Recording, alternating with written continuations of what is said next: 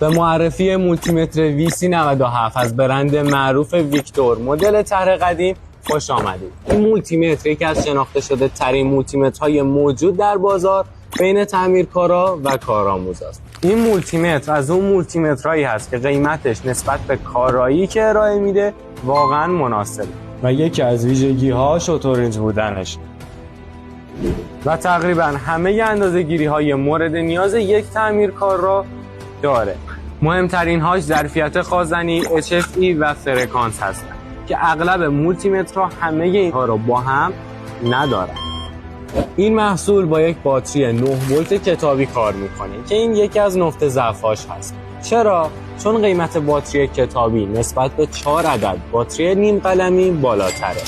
برای دیدن نقاط ضعف و قوت بیشتر با بقیه مدل‌های VC97 به کانال آپارات ما مراجعه کنید.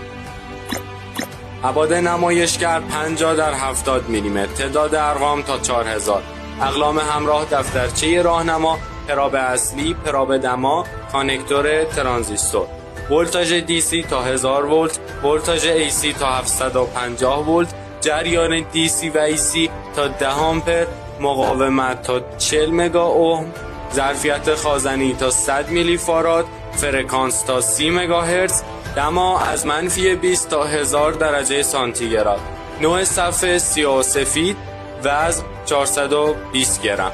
امکاناتی که دارد: تور RMS، تست دیود، بوق پیوستگی، دیتا هولد و آتو پاور آف، بکلایت، دیوتی سایکل و رل.